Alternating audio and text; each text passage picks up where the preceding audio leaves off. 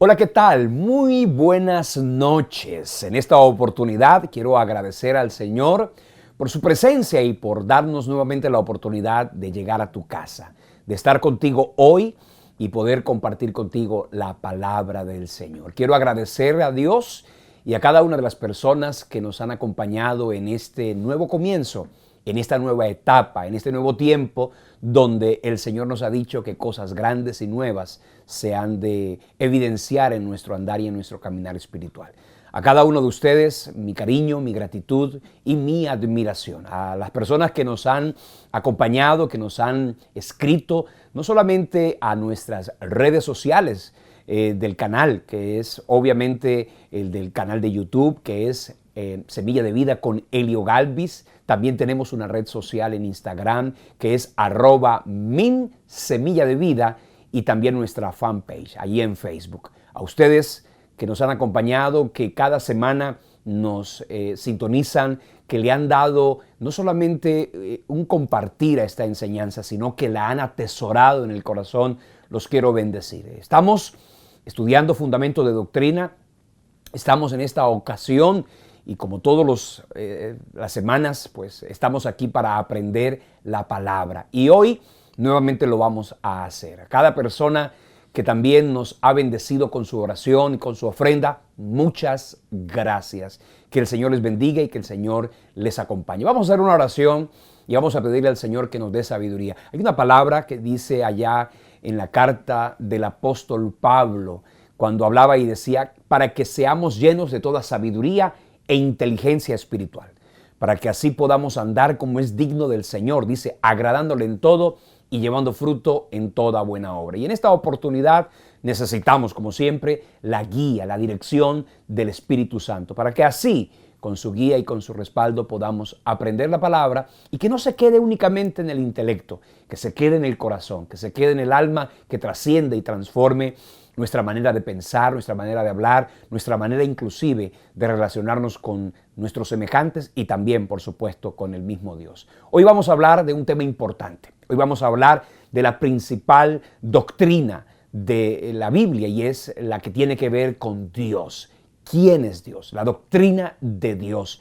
Y así vamos a ir durante las próximas semanas estudiando las doctrinas fundamentales de las Escrituras. Así que vamos a pedirle al Señor que nos acompañe, que nos guíe, que el Espíritu Santo, como dice allá Juan, que nos guíe a toda verdad. Padre, gracias te damos por tu palabra, gracias por la oportunidad de estar nuevamente aquí con mis hermanos en esta transmisión.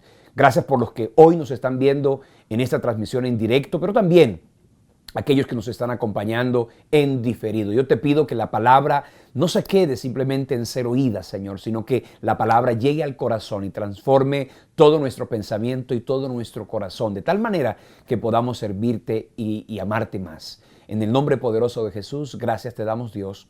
Amén y amén. Vamos a hablar de Dios. Vamos a hablar de Dios. Y se supone que cada uno de nosotros conoce a Dios, o que cada uno de nosotros sabe quién es Dios.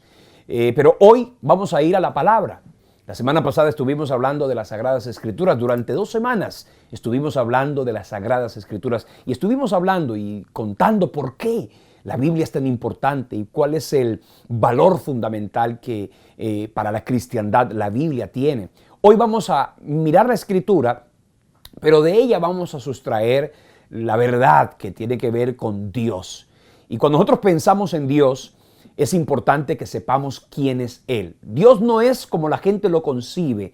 Dios no es como la gente lo imagina. Dios es, y lo he dicho ya, como Él mismo lo reveló y lo mostró en su palabra. Y vamos en esta oportunidad a estudiar teología.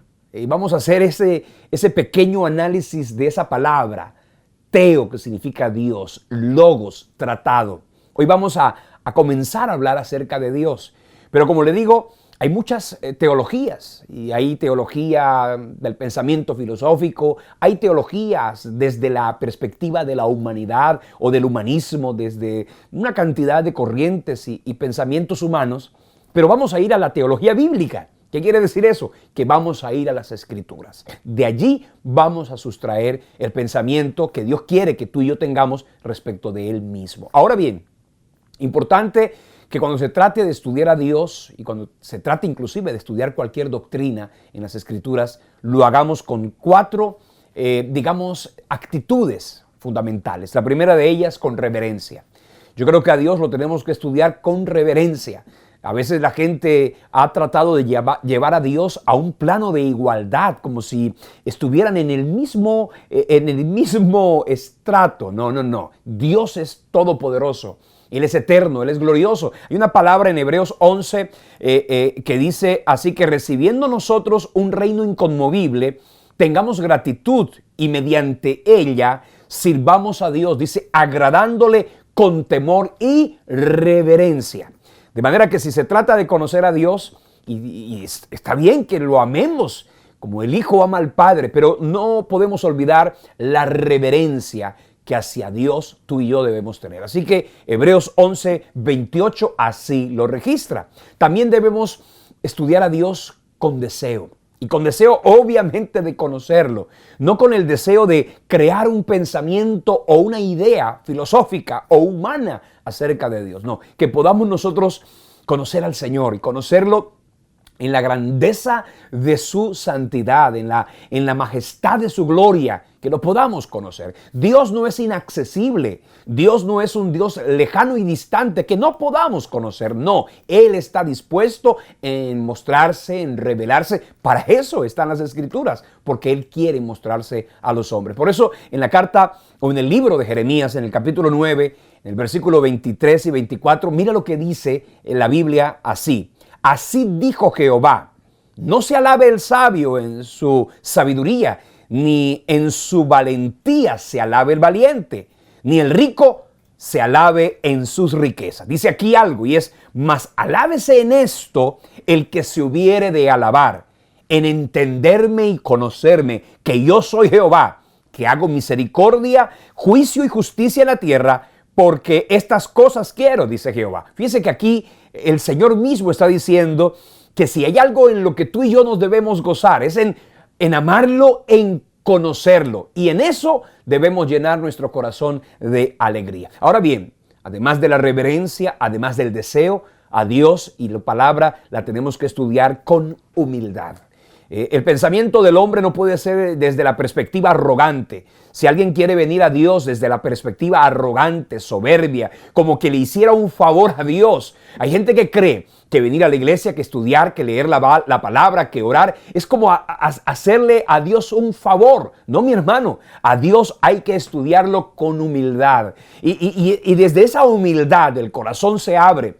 Y cuando desde la humildad el corazón se abre, entonces Dios se derrama con gloria y muestra su poder y derrama su grandeza y revela sus secretos y sus tesoros. Como dice ya la carta a los Corintios, cosas que ojo no vio, ni oído yo, ni han subido a corazón de hombre. Entonces Dios se las revelará a aquellos que lo aman. De esa manera tenemos que aprender lecciones, como por ejemplo la que aprendió Job, que en un momento de arrogancia, en el capítulo 38, tú te podrás dar cuenta la manera como Job inclusive miraba a Dios en un momento de aflicción y lo miró con soberbia hasta que Dios lo confronta. Y cuando Dios lo confronta y él se expone ante la majestad de Dios, entonces termina diciendo unas palabras que son gloriosas. Yo conozco que todo lo puedes, que no hay pensamiento que se esconda de ti. ¿Quién es aquel que oscurece el consejo sin entendimiento? Aquí dice Job algo interesante y es, yo hablaba lo que no entendía. Eran cosas demasiado maravillosas para mí que yo no comprendía. Hay una palabra donde dice, mas ahora mis ojos te ven. Antes no te conocía, antes te oía y te conocía por referencia de otros, pero ahora mis ojos te ven. Y yo te preguntaré y tú me enseñarás. Mi hermano, cuando eso esté en el corazón, entonces tu alma se comenzará a engrandecer, y no desde la soberbia humana, sino a engrandecer desde la gloria y la gracia de Dios que se derrama sobre todo aquel que busca con intensidad y con pasión la presencia de Dios. Él quiere mostrarse y quiere no solamente mostrarse a ti, Él quiere mostrarse a través de ti. También Dios quiere que tú y yo lo busquemos con fe. Dice Hebreos 11:6, sin fe es imposible agradar a Dios. Dice, porque es necesario que el que se acerca a Dios crea que le hay y que es galardonador de aquellos que le buscan. Así que cuando tú y yo tenemos estos 4 pensamientos, cuando tú y yo tenemos estas 4, digamos, perspectivas acerca de la forma como debemos estudiar a Dios, en esa medida vamos a crecer. Ahora, vamos a hablar hoy, en esta ocasión, vamos a hablar de la existencia de Dios y vamos a hablar un poquito de la naturaleza de Dios.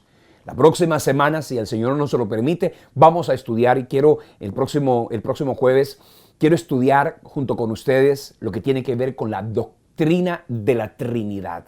Particularmente tiene que ver con Dios, pero quiero que el próximo jueves estudiemos particularmente esa doctrina para que nos quede claro quién es Dios, ese Dios trino. Hoy voy a hacer una referencia muy somera, pero el próximo jueves vamos a estudiar mucho más acerca de la doctrina de la Trinidad. Hoy vamos a hablar, entonces comencemos hablando de la existencia de Dios.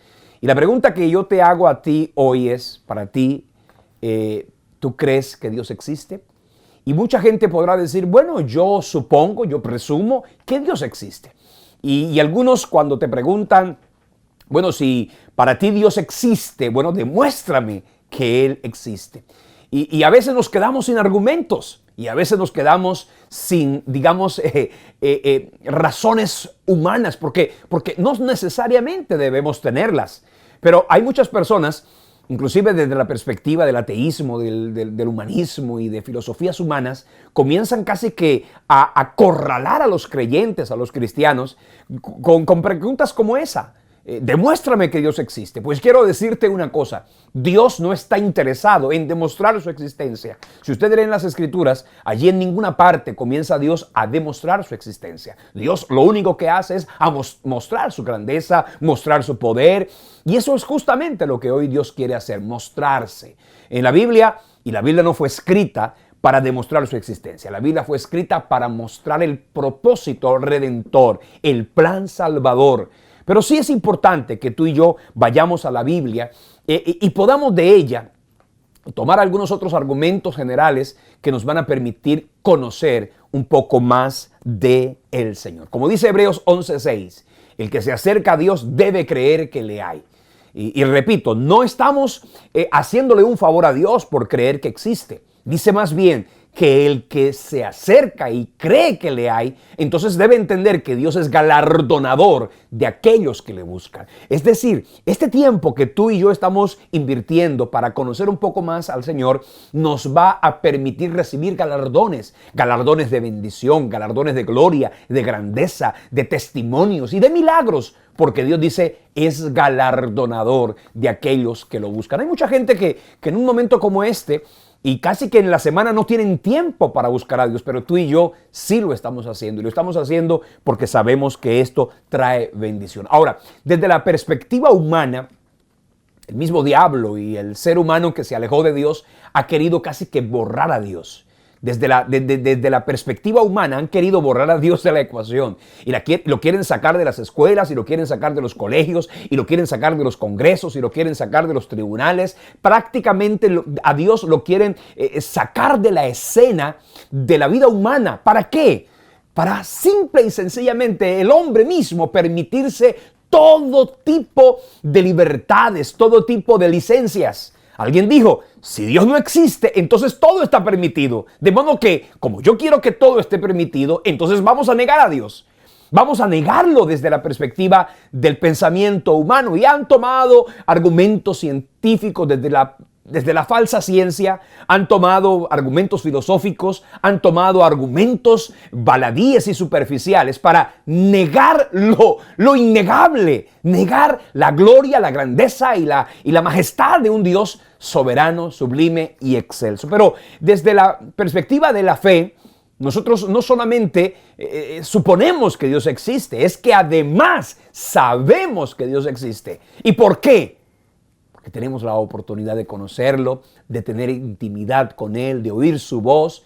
Y eso no lo van a entender los seres humanos naturales. Porque el apóstol Pablo dijo, para el hombre natural las cosas del Espíritu son locura. No las puede entender porque se tienen que discernir espiritualmente. Pero tú y yo que hoy tenemos la oportunidad y la gracia de relacionarnos con Él, pues déjame decirte, para ti, para mí, no es simplemente una conclusión a la que hemos llegado, es una realidad, es una evidencia que no tiene ningún tipo de discusión ni de objeción. Dios existe y existe porque Él se ha mostrado y se ha revelado a nuestra vida. Ahora, el necio desde la perspectiva humana que ha querido negar a Dios, dice que la necedad humana, la necedad del hombre, le ha llevado al hombre a negar a Dios. ¿Para qué? Para tener todo tipo de licencia. El problema es que negando a Dios, también han comenzado a surgir del alma una cantidad de sentimientos de orfandad, de dolor,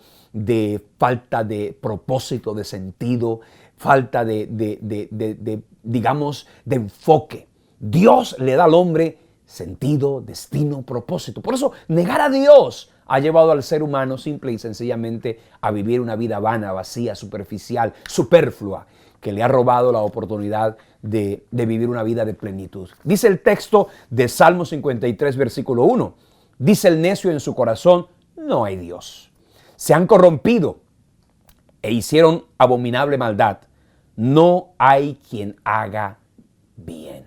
Es decir, el mismo hombre, para permitirse todo tipo de licencia, ha seguido una filosofía humana para negar su existencia. Ese ateísmo, que básicamente significa sin Dios, y hay dos tipos de ateísmo. El ateísmo que presume y pretende buscar argumentos científicos y filosóficos de la no existencia de Dios. Ese es el ateísmo, digamos, del conocimiento. Pero hay otro tipo de ateísmo, es el ateísmo práctico.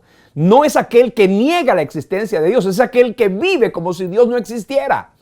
Y hay cualquiera de las dos formas simplemente va a causar el mismo efecto. No solamente una vida vana vacía en la tierra, sino una eternidad en absoluta y completa oscuridad. La condenación eterna está reservada para aquellos que simplemente se han dedicado a negar no solamente a Dios, sino su propósito salvador. Así que negar a Dios forma parte de ese ateísmo, pero también ignorar a Dios. Hay gente que no niega a Dios, pero lo ignora. Y déjame decirte, Dios no solamente quiere ser oído, quiere ser atendido, quiere ser escuchado y quiere ser obedecido. ¿Qué quiere Dios de ti? Yo leyendo la Biblia, algunos dirán, no, los 10 mandamientos, las 614 ordenanzas que tiene la ley mosaica. Resúmelo de esta forma. Dios solo quiere 3 cosas de ti. Que lo ames.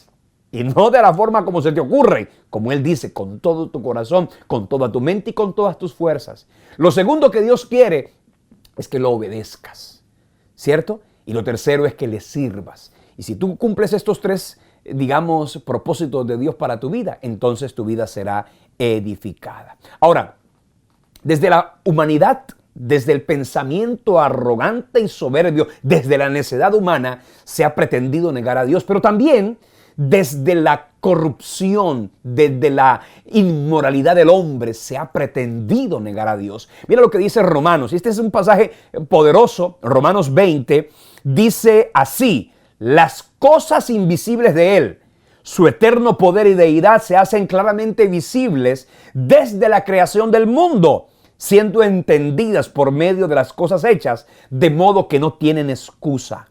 Pues habiendo conocido a Dios, no le glorificaron como a Dios ni le dieron gracias, sino que se envanecieron en sus razonamientos y su necio corazón fue entenebrecido.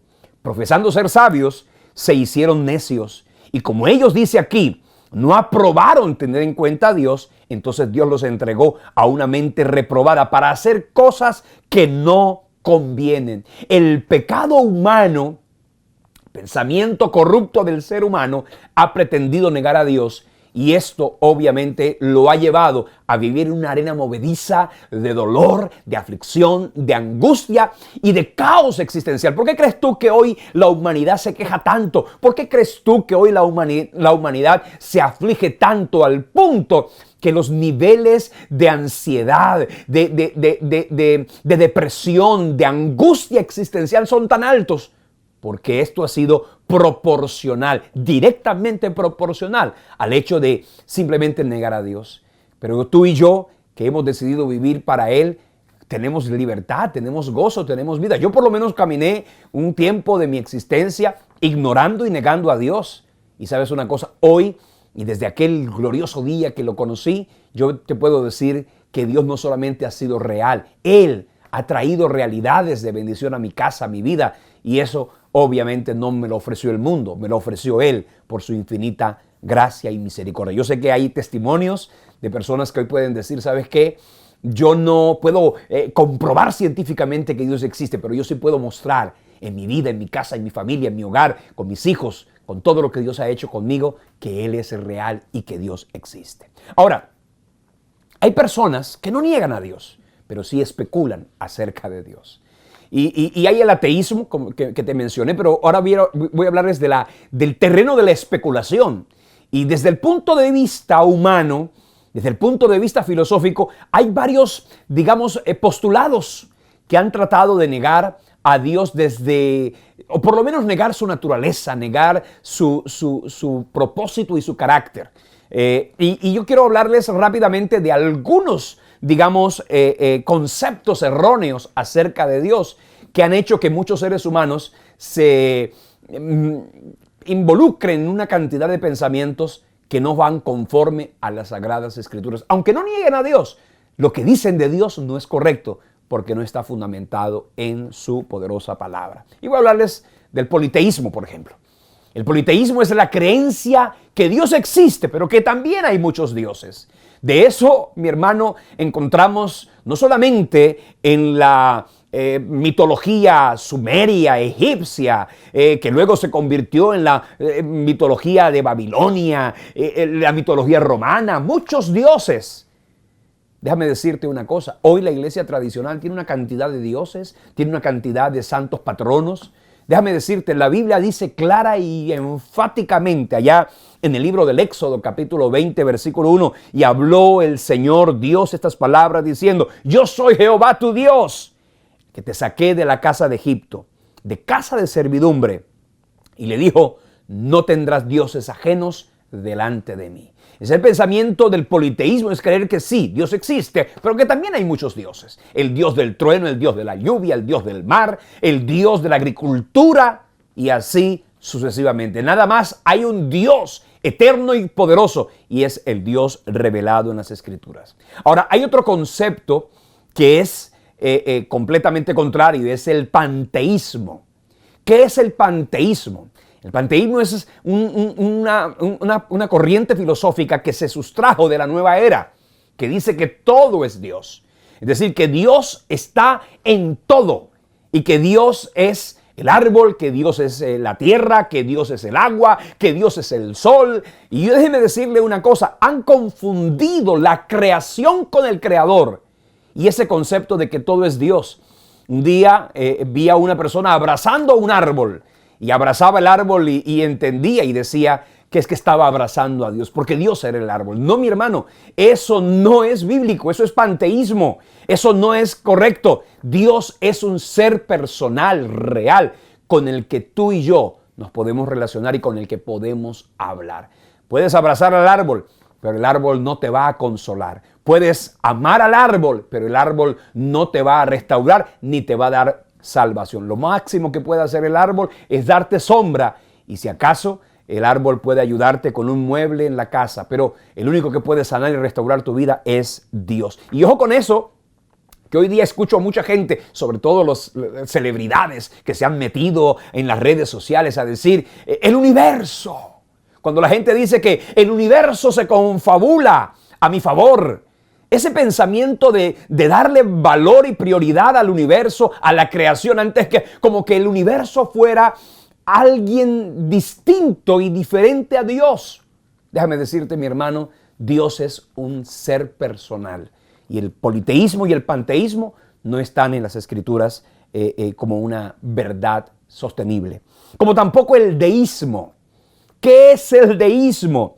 Es creer que Dios existe, sí, pero es un ser impersonal. Es decir, Dios existe, no lo niegan, pero no procuran tener una relación personal con Él. Cuando ustedes miran la Biblia, allá en el capítulo 34, versículo 15 del libro de los Salmos, encontramos que dice que los ojos de Jehová están sobre los justos, atentos al oído del clamor atentos su oído al clamor de ellos. Con esto que quiero decir, que Dios quiere revelarse y quiere tener relación personal con su creación y particularmente con sus hijos, a quienes ha rescatado y redimido de la maldición de la muerte a través de la obra redentora de la cruz. El materialismo, esto es un pensamiento de negar todo lo que tiene que ver con lo espiritual, todo lo que tiene que ver con lo sublime y glorioso que viene de Dios. El materialismo lo quiere negar. Y cuando digo materialismo no es ese que está pensando en el dinero y en los recursos financieros. No, cuando hablo de materialismo desde el punto de vista filosófico es aquel que niega la existencia de lo espiritual para quedarse únicamente en la esfera de la materia. Y en esa esfera de la materia muchos ignoran y niegan a Dios. Por eso es que ahí dentro de la Biblia, el hombre natural, lo decía al principio, ese hombre natural que no percibe, que no entiende, que no comprende las cosas del Espíritu, porque para él son locura, porque todo lo discierne y lo evalúa desde la perspectiva carnal o natural.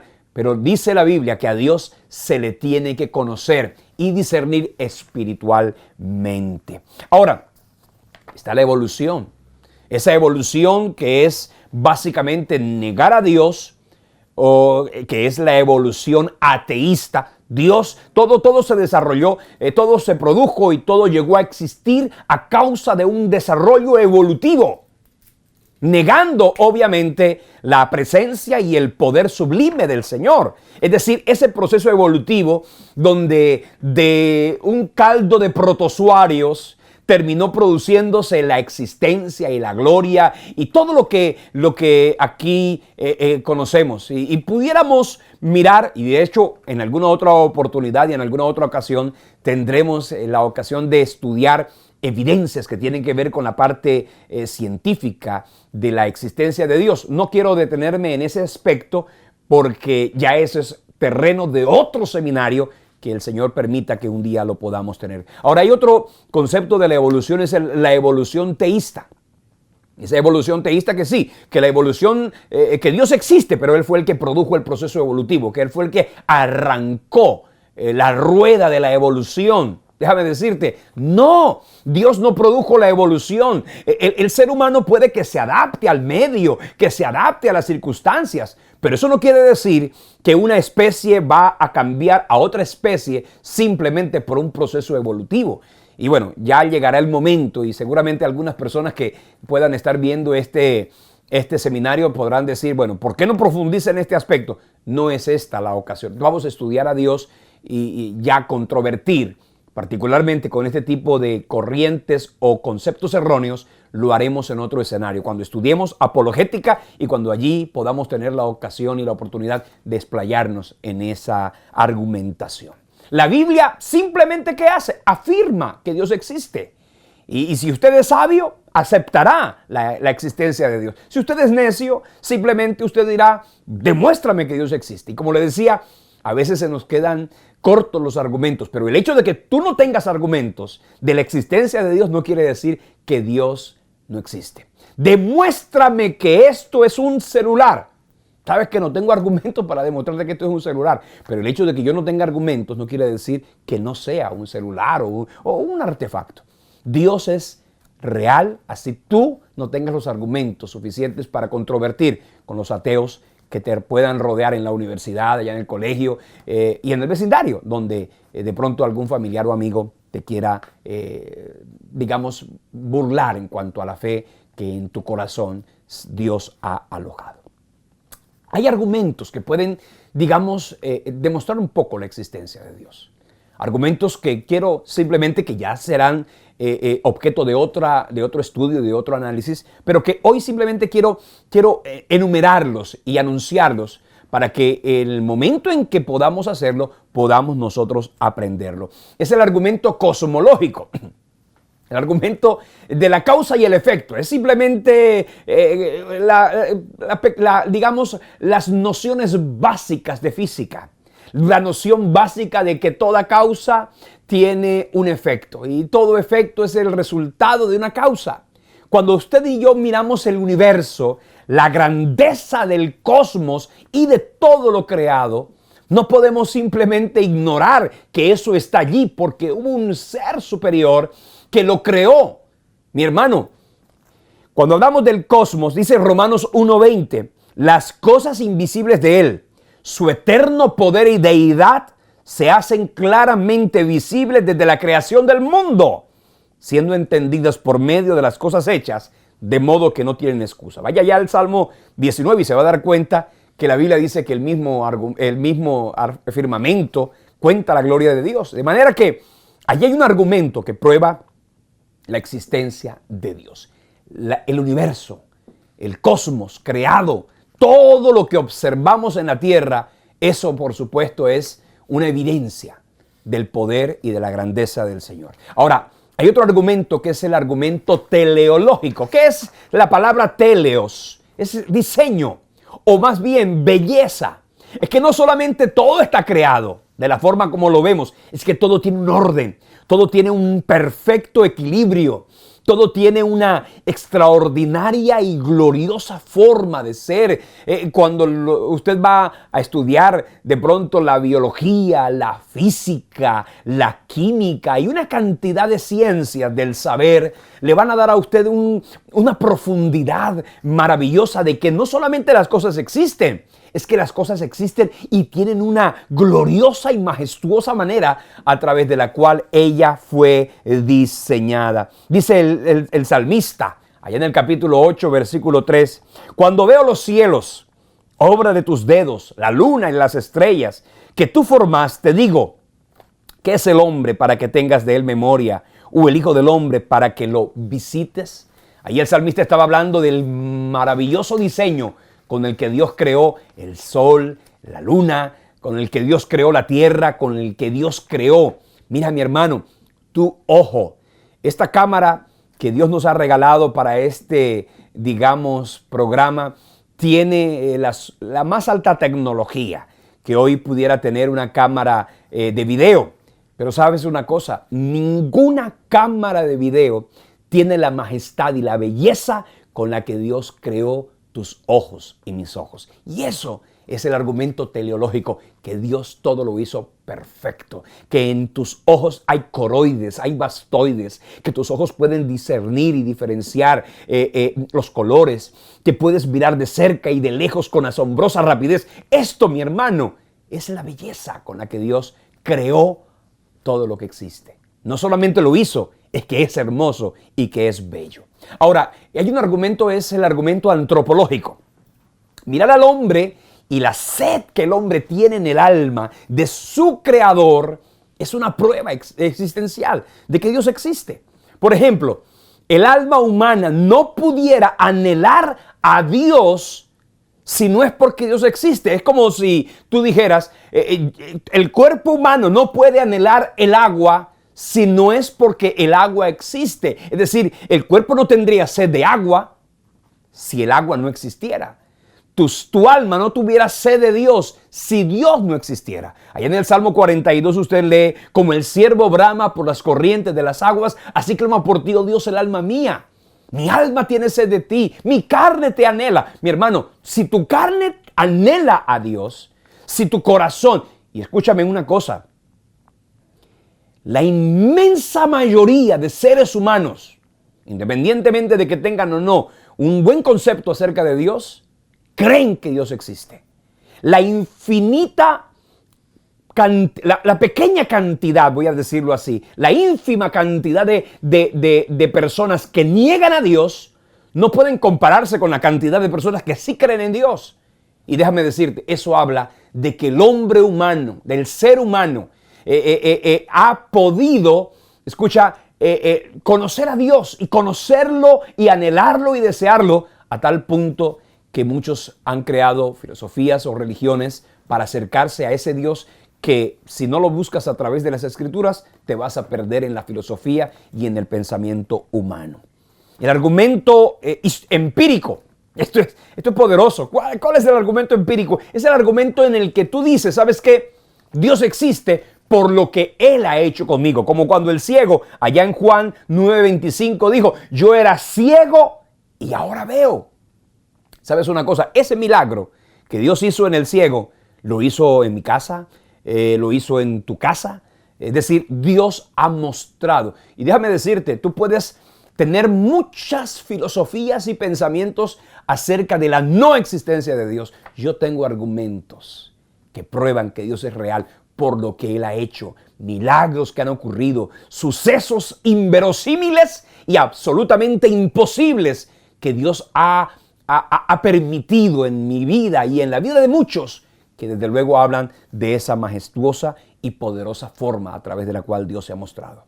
El argumento histórico, ese Dios controlando la historia de la humanidad y controlando el eje de desarrollo del ser humano sobre la tierra. Mira, si Dios no hubiera intervenido y si Dios no hubiese guardado al hombre, el hombre hace rato se hubiera acabado en la existencia terrena. Dios ha guardado al hombre y esto, por supuesto, habla de ese argumento histórico. En medio de esta pandemia, que han muerto muchos, Dios ha guardado a una gran cantidad. ¿Por qué? Porque Él tiene el control de la historia y de todo cuanto rige esta tierra. El argumento moral, eso que el hombre sabe y entiende que Dios colocó allí en el corazón. Mira, mi hermano, la Biblia, y lo decíamos la semana pasada, ese nivel moral de la Biblia no lo tiene nadie. No hay un libro en la tierra que hable de la manera como la Biblia habla. Ese argumento moral habla de que colocó Dios en el corazón del hombre una conciencia y escribió en la conciencia qué es lo bueno y qué es lo malo. Eso también habla de que el ser interior del ser humano ha brotado un sentimiento de decir, ¿sabes qué? Hay una ley superior, es la ley de Dios que Dios escribió en el corazón de todo ser humano. Mira lo que dice Romanos 2:15. Mostrando la obra de la ley escrita en sus corazones, dando testimonio a su conciencia, acusándolos o defendiéndolos sus propios razonamientos. Es decir, Dios escribió en el corazón del hombre, Él escribió allí su ley. Y eso, por supuesto, habla de la majestad y de la existencia del Señor. Está el argumento bíblico. Mire, mi hermano, la Biblia, y lo estudiábamos en la semana anterior, la Biblia es una evidencia gloriosa de que Dios existe. ¿Por qué? Porque en ella encontramos la majestuosa revelación de un Dios con el que el hombre ha podido tener una gran y hermosa relación. Y el último argumento, el más grande de todos los argumentos que prueban la existencia de Dios, ¿sabes cuál es? Cristo. El argumento cristológico, ese argumento que usted puede leer allá en Hebreos 1:2. Que Dios en los últimos tiempos nos ha hablado a través del Hijo, a quien constituyó heredero de todo lo creado. Mira, déjeme decirle una cosa, mi hermano. Cristo, dice la palabra, Él es la imagen visible del Dios invisible. Lo que Cristo hizo, lo que Cristo produjo en la historia de la humanidad es una prueba irrefutable de la existencia de Dios. Porque Él es aquel que vino a revelarnos al Padre. Y esa revelación que Cristo, siendo Dios, vino a la tierra a mostrarnos al Padre, esa misma revelación hoy nos permite decir y entender que Él existe, que Dios existe. Ahora, podemos llenarnos de argumentos y sí, está bien. El hecho de que alguien diga, ok, me convenciste de que Dios existe, eso no lo hace salvo. Lo que hace que la persona en realidad sea salva, ¿sabes qué es? Que se rinda a los pies de Cristo y reconozca no solamente la existencia de Dios, porque mucha gente conociendo y reconociendo la existencia de Dios se podrán ir al infierno. Porque no se trata, la salvación no es que diga, yo sé que Dios existe. No, la salvación, el rescate del hombre de su pecado y de su condenación eterna, no es porque sabe que Dios existe o porque concluyó que Dios existe, sino porque entendió el plan salvífico, ese plan restaurador que produjo Dios allá en el mismo Calvario. Allí se produjo la salvación de la raza humana. La fe que en realidad salva no es esa fe cognitiva donde la gente concluye que Dios existe, es esa fe salvadora en la que el hombre pone su confianza y su esperanza en ese Dios reparador y restaurador. Ahora bien, quiero que podamos rápidamente mirar un poquito de pronto no vamos a terminar en esta ocasión, no vamos a terminar, pero sí quiero hacer referencia un poco acerca de La naturaleza de Dios. Vamos a mirar un poquito acerca de la naturaleza de Dios. Ya hemos hablado un poquito de la existencia. Ahora quiero que hablemos un poquito de la naturaleza de Dios. ¿Cómo es Dios? ¿Cómo es Dios? Pues déjame decirte que para conocer a Dios y para poder decir cómo es Dios, lógicamente tenemos que ir a la palabra. Ahora, yo voy a hablarles a ustedes por lo menos de algunos atributos o algunas características, más bien. Voy a hablarles primero de las características de Dios para luego hablarles de los atributos. De pronto hoy solamente vamos a hablar de las características de esa naturaleza divina. La próxima semana, cuando hablemos de los atributos, pues vamos a hablar también de la triunidad o de la Trinidad, como se conoce normal y cotidianamente. Voy a hablarles cómo es Dios. Pues déjame decirte, la primera, el primero de esas características es que Dios es un ser personal. Y con esto, ¿qué quiero decir o qué quiere decir las Escrituras? Que Dios tiene personalidad. Y cuando digo que Dios tiene personalidad es que Dios tiene pensamientos, sentimientos, emociones y voluntad. Es decir, cuando hablamos de Dios, estamos hablando de un Dios personal con el que el ser humano puede tener y debe tener una relación. Dice el texto de Salmo 25:14. La comunión íntima de Jehová es con los que le temen. A ellos les hará conocer su pacto. Mire, dice que la comunión íntima. Hay mucha gente que dice, no, yo soy el hijo consentido del Señor. Mire, mi hermano, Dios dice que quiere tener intimidad con sus hijos. Y la comunión que Dios tiene es con aquellos que se entregan a Cristo, porque Él es el que camina, abre el camino para que el hombre tenga vida y vida eterna. Dios, además de ser personal, no es impersonal, no es el panteísmo, no es el árbol, no es la naturaleza. Es un ser con el que podemos hablar y con el que podemos tener interlocución, es decir, con el Dios con el que tú y yo también podemos comunicarnos y con el que Él y que por supuesto también quiere revelarse a los hombres, dándole dirección, dándole sentido, dándole orientación para la existencia terrena. También Dios es espíritu.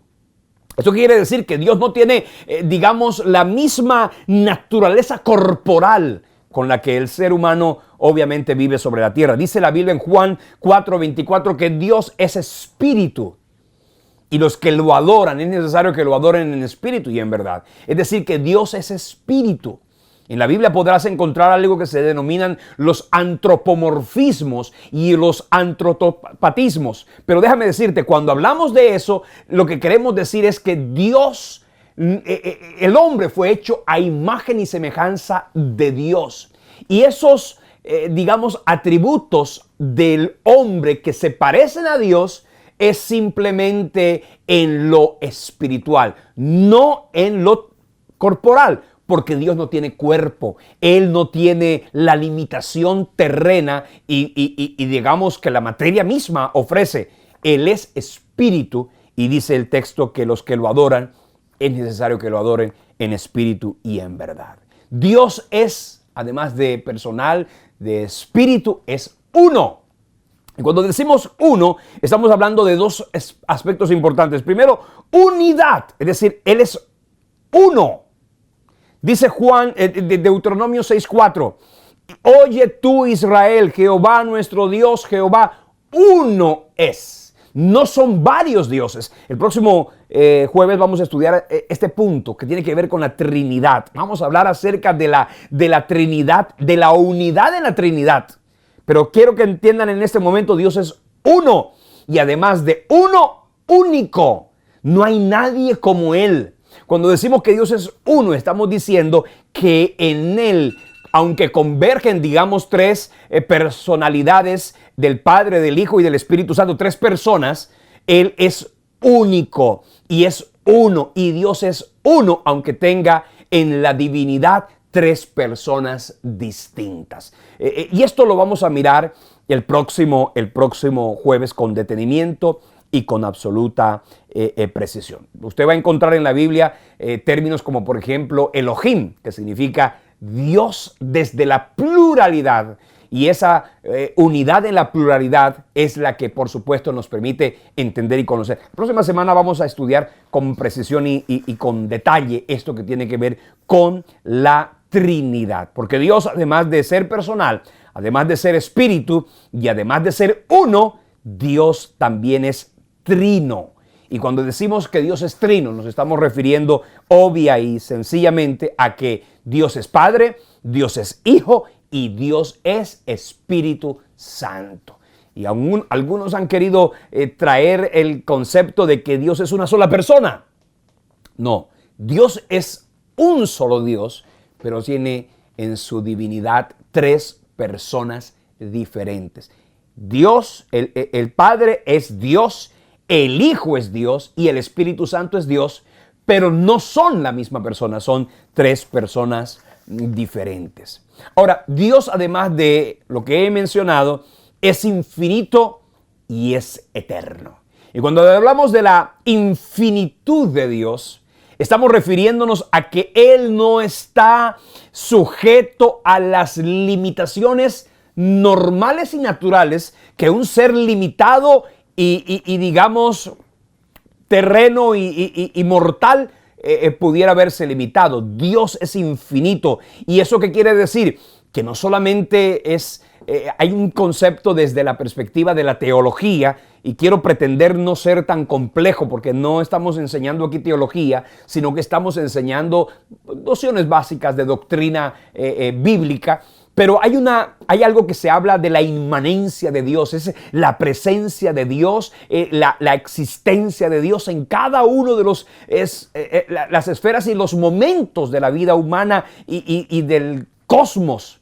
Pero quiero que quede simplemente en el corazón este pensamiento de que Dios es infinito. Y cuando digo infinito quiere decir justamente eso, que no hay nada que lo limite. Aun cuando se construyó allá en el antiguo pacto un tabernáculo y luego un grandioso templo, David dijo y miró luego Salomón que nada podía converger ni contener la grandeza de un Dios tan grande y poderoso como el Dios que tú y yo tenemos. Decir que Dios es eterno, además, es decir que Dios no tiene principio, que Dios no tiene fin, que no está sujeto a ninguna limitación ni a una sucesión de hechos desde su existencia y desde su naturaleza, sino que Él, desde la perspectiva eterna, ha existido siempre y existirá siempre. Salmo 90 lo dice: antes de que naciesen los montes y formase la tierra y el mundo, desde el siglo y hasta el siglo, tú eres Dios. Y esa eternidad y esa infinitud de Dios es la que hace que Dios sea confiable. ¿Por qué? Porque ese Dios que no está limitado, ese Dios que no tiene ningún tipo de restricción ni de, digamos, limitación, es el Dios que tiene la capacidad de sanar, de restaurar, de levantar, de bendecir y de dar vida aún a los muertos. Dios es inmutable. Y quiero terminar con esta característica de Dios. Dios es inmutable. ¿Qué quiere decir? Que dice Santiago capítulo 1 versículo 17, que en Dios no hay mudanza ni sombra de variación. ¿Esto qué quiere decir? Que a Dios no lo cambian las circunstancias, que Dios en su naturaleza es confiable. Oiga bien, hay seres humanos que pueden ser, digamos, confiables, pero no necesariamente van a tener la misma naturaleza y la misma constancia en su existencia. Hay gente que un día cambia. ¿Sabes una cosa? Dios no cambia. Él sigue siendo eterno, glorioso y poderoso. Y la próxima semana, cuando estudiemos los atributos divinos, cuando la próxima semana hablemos de esos atributos, que algunos son comunicables, otros son incomunicables, pero cuando conozcamos los atributos de Dios, tú y yo nos vamos a poder llenar de gozo, de alegría y de una extraordinaria seguridad al saber que Dios no cambia desde ningún punto de vista, desde su naturaleza. Dios es inalterable en su ser. Es inalterable en su perfección, en sus propósitos y en sus promesas. Sin embargo, Dios en efecto actúa y siente emociones y actúa de pronto de forma diferente de acuerdo con las circunstancias que en algún momento determinado la tierra o el ser humano pudiera expresar. Por ejemplo, Dios no cambia en su naturaleza, pero Dios sí puede cambiar en la actitud para con el hombre. Quiero decirle con eso de esta manera. Cuando Nínive, que estaba corrompida por su maldad y su pecado, se arrepintió por la predicación de Jonás, ¿qué hizo Dios? Dios se abstuvo de emitir juicio de condenación y de destrucción contra Nínive. Eso no quiere decir que Dios cambió la raza humana en ese entonces, y como consecuencia de eso, ¿qué hizo Dios? Simple y sencillamente actuó de acuerdo con las circunstancias. Y gloria a Dios por eso.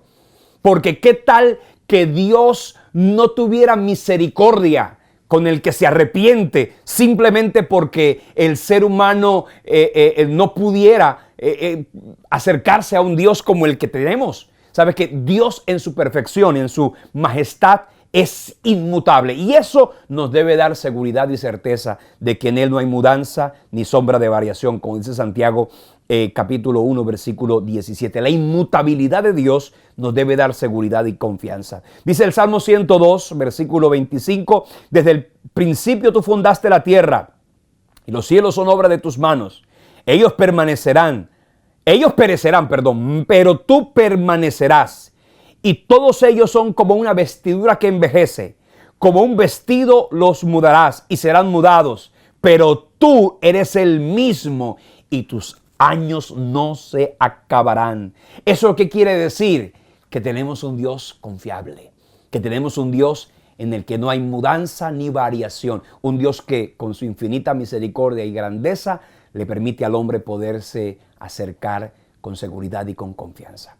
Mi hermano, conocer a Dios, y cuando tú y yo comprendamos todos estos atributos y esas características de su naturaleza, nuestra oración y nuestra forma de orar, de hablar, de comunicarnos con el Señor va a ser mucho mejor, porque vamos a ir con la certeza de que en su propósito y en su esencia, Dios es real, es perfecto, glorioso y sublime. El tiempo se nos ha ido, pero el próximo jueves entonces vamos a hablar acerca de los atributos de Dios. Y bueno, vamos a hablar de la eternidad, vamos a hablar acerca de la omnipotencia, la omnipresencia, ¿qué es eso? Pero también vamos a hablar de esos atributos que son comunicables, que cuando Dios hizo al hombre se los comunicó, cuando dijo, hagamos al hombre a nuestra imagen y conforme a la semejanza de Dios. Hoy en la tierra hay mucha gente creyéndose endiosar, elevándose en una condición de superioridad y de sublimidad humana, ignorando que hay atributos que son solo de Dios. La soberanía, por ejemplo, es algo que únicamente le pertenece y le corresponde a nuestro eterno Dios. El tiempo se nos ha ido, pero quiero agradecerles a todos ustedes por acompañarnos esta noche, por acompañarnos en este estudio. El próximo jueves vamos a continuar, pero mientras quiero pedirles a ustedes que vayan a la palabra, que díganle, Señor, quiero conocerte para que tu palabra le dé vida a mi vida y le dé razón a mi existencia. Cuando tú y yo caminamos con esa seguridad, entonces nuestra vida será edificada y bendecida de una manera gloriosa y poderosa. Gracias a todos ustedes, los que hoy nos han acompañado. Quiero pedirles nuevamente, acompáñenos, síganos en nuestras redes sociales, y particularmente quiero hacer un llamado muy, muy especial, y es a que nos acompañen allí en nuestro canal Semilla de Vida con Helio Galvis. Quiero que por favor se suscriban al canal.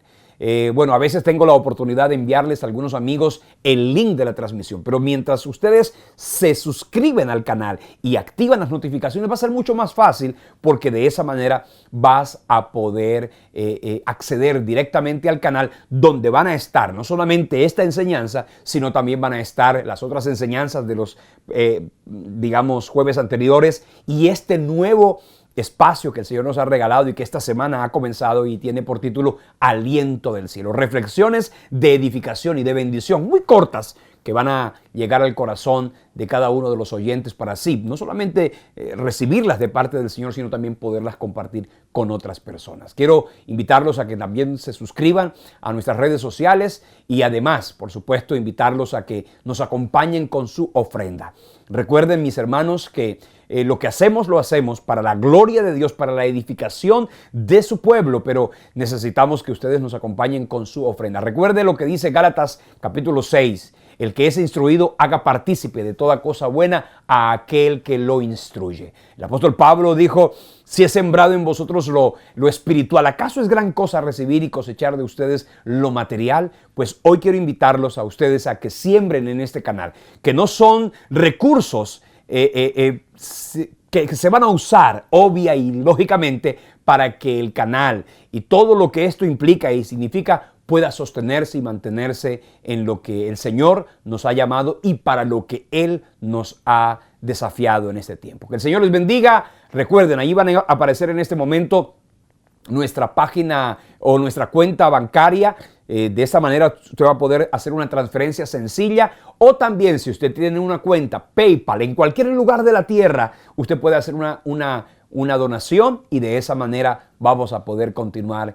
Tenemos muchos desafíos, tenemos muchas cosas que el Señor nos ha entregado, pero necesitamos obviamente recursos. Y esos recursos Dios los va a colocar en tu corazón y en tu mano para bendecir este ministerio. Que el Señor les bendiga. Vamos a terminar orando. Padre, gracias por tu palabra, gracias por este tiempo y gracias por Semilla de Vida, Señor. Gracias porque nos has bendecido y gracias por cada persona que semana a semana nos acompaña y nos bendice de una manera especial. Gracias por tu presencia, por tu sabiduría, por tu respaldo y por cada una de las personas que, Señor, tú has añadido a este ministerio para servir y para entregar, Dios, su tiempo y su esfuerzo. Recompénsales de una manera especial. Gracias te damos, Padre, en el nombre de Jesús. Amén y amén. Nos vemos entonces el próximo jueves en este seminario, Fundamentos de Doctrina. Pero siga ahí en nuestro canal que tendremos más para compartir con ustedes y para que podamos ser edificados todos. Que el Señor les bendiga. Soy Elio Galvis. Esto es Semilla de Vida. Nos vemos el próximo jueves con la bendición del Señor. Hasta entonces. Bendiciones.